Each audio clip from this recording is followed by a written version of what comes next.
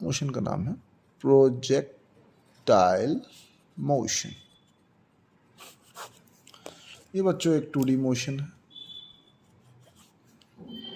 2D motion यानी कि एक प्लेनार मोशन, एक प्लेन में होता है। ये प्लेन आप कैसे भी ले सकते हैं, जैसे ही आप प्लेन से बाहर आएंगे वो मोशन 3D हो जाता है। ठीक है, तो चलिए हम एक प्लेन कंसिडर कर ही लेते हैं बेटा। सो ये आपका मान लीजिए एक्स एक्सिस, ये आपका वाई एक्सिस और ये ओरिजिन। ओरिजिन ही हमारा रेफरेंस पॉइंट रहेगा। मतलब इस प्लेन में किसी भी चीज़ को इनिशियली हम देखेंगे तो ओरिजिन से देखेंगे। तो ओरिजिन के कोऑर्डिनेट्स लिख लेता हूँ मैं 0,0। ठीक है, उसके बाद इसमें मैं आपको प्रोजेक्टाइल मोशन बनाकर दिखाता हूँ। प्रोजेक्टाइल मोशन सबसे बेसिक वाला आपका कुछ यूँ है। खैर, ये तो मेरा एक्स एक्सिस के एंड पे ही गिर गया, गिर जाने दीजिए। इसके बाद मान के चलिए किसी व्यक्ति ने या एक कैनन जो जिससे हम तोप कहते हैं, उसमें से किसी ऑब्जेक्ट को बॉल को थ्रो किया गया और उस ऑब्जेक्ट या बॉल ने कुछ इस प्रकार का पाथ चूज किया। यो तो हम चूंकि ये पूरा का पूरा पाथ ही इसका कर्व है, तो एकदम जो स्टार्टिंग पॉइंट है वहीं पे एक टेंजेंट ड्रॉ कर लेते हैं। और चूंकि यहाँ पे जो है वेलोसिटी स्ट्रेट लाइन में नहीं है, कर्व लाइन में है, सो हमें टेंजेंट लेना पड़ेगा। सो उस पॉइंट पे, ओरिजिन पे जो टेंजेंट है वो आपको देगा इनिशियल वेलोसिटी u। मतलब कि उस बॉल को उस तोप से u की वेलोसिटी से लॉन्च किया गया, प्रोजेक्ट किया गया। जैसे ही उसे प्रोजेक्ट किया गया, उसने कुछ इस तरह का पाथ चूज़ किया और फाइनल पॉइंट ये रहा जहाँ पे वो जाके गिर गया। चलिए मैं इसका नाम दे देता हूँ n। इस पॉइंट पे आके वो जो है बॉल ड्रॉप हो गया। अब आप देखेंगे तो एक्स एक्सिस से जो इनिशियल वेलोसिटी का जो वेक्टर है, ये कुछ एंगल बना रहा है जिसे मैं कह देता हूँ थीटा, थीटा एंगल। और ट्राइंगल में ट्रिग्नोमेट्री को अगर देखा जाए तो हम इस इनिशियल वेलोसिटी वेक्टर के कॉस और साइन कंपोनेंट्स को निकाल सकते हैं। तो इधर आपका जो है इसका कॉस कंपोनेंट आएगा u cos थीटा, और इस साइड आपका आएगा u sin थीटा।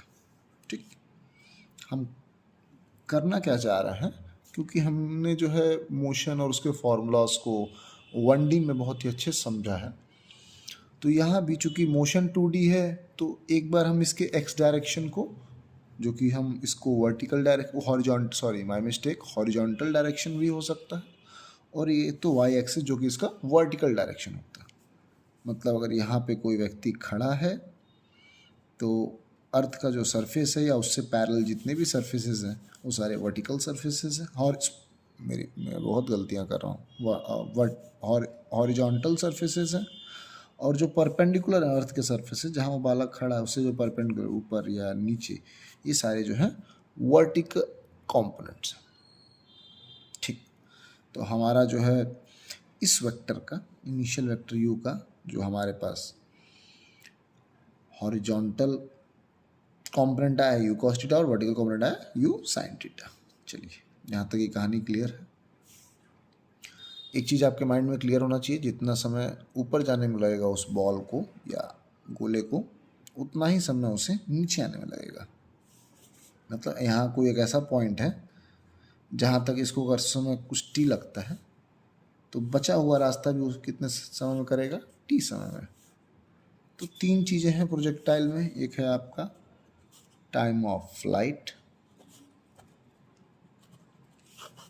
एक है आपका हॉरिजॉन्टल रेंज, और तीसरा है आपका, ये देखिए h से मैंने हॉरिजॉन्टल रेंज लिख दिया, खैर ये है आपका h से मैक्सिमम हाइट, और ये है आपका हॉरिजॉन्टल रेंज।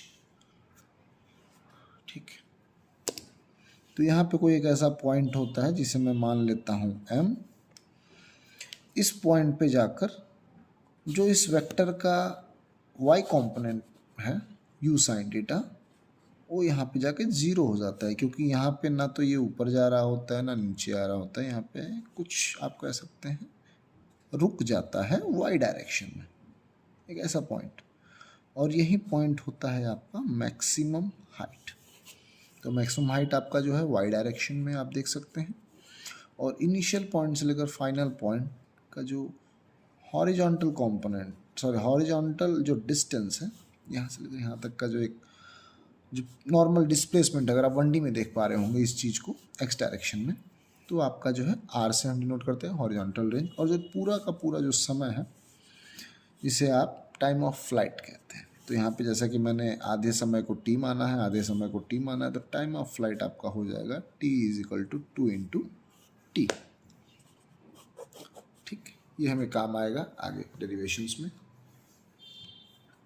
चलिए सबसे पहले टाइम ऑफ फ्लाइट ही निकाल लेते हैं।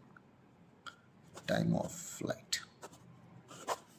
टाइम ऑफ फ्लाइट के लिए आपको जो है कई तरीके हैं। आप जो है बस सबसे आसान तरीका ले लीजिए, तो इस पॉइंट से लेकर इस पॉइंट तक का पाथ को कंसिडर करिए। मतलब ऑब्जेक्ट आपने O से M तक के ही डिस्टेंस पाथ तक, इसी पाथ तक बस आपको देखना है। ठीक है, चलिए तो इस पाथ में मैं क्या लेना चाहूँगा, तो हम लेंगे वाई डायरेक्शन को, वाई डायरेक्शन ऊपर की तरफ, वाई डायरेक्शन। ठीक है, वाई डायरेक्शन, तो डायरेक्शन आपका होगा वाई। एक चीज़ यहाँ पे नोटिस करने वाली बात है कि इस पॉइंट पे भी दो कंपोनेंट्स होंगे। एक होगा आपका एक्स डायरेक्शन में जो कि अभी भी होगा आपका u cos थीटा, और एक होगा आपका वाई डायरेक्शन में जो कि आपका हो जाएगा जीरो। जो वाई डायरेक्शन में जो वेलोसिटी हो जाएगी जीरो इस पॉइंट पे। ऐसा क्यों?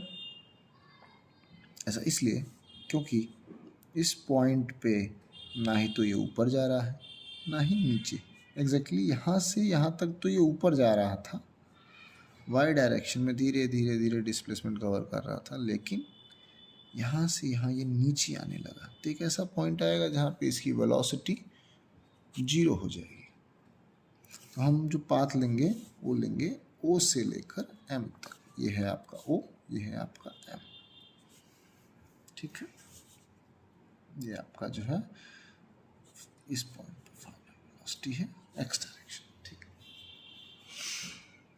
तो O से लेकर M तक के पाथ में अगर आप देखेंगे वाई डायरेक्शन में, तो हमारे पास एक बहुत ही आसान फॉर्मूला है, v = u + at। ठीक, अगर आप एक्सेलरेशन देखेंगे वाई डायरेक्शन में तो ये हमेशा नीचे की तरफ रहेगा g, तो इसे हम -g मान के चलेंगे।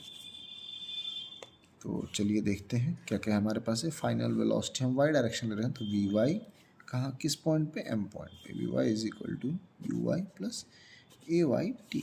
तो फाइनल इस पॉइंट पे जो वेलोसिटी है वाई डायरेक्शन में वो है 0। u y इनिशियल वेलोसिटी इस पॉइंट पे वाई डायरेक्शन में आपका है u sin थीटा, और प्लस एक्सेलरेशन हमेशा नीचे की तरफ है। हमने जो है ऊपर की तरफ पॉजिटिव लिया है तो नीचे की तरफ नेगेटिव हो जाएगा, ये आपका -g।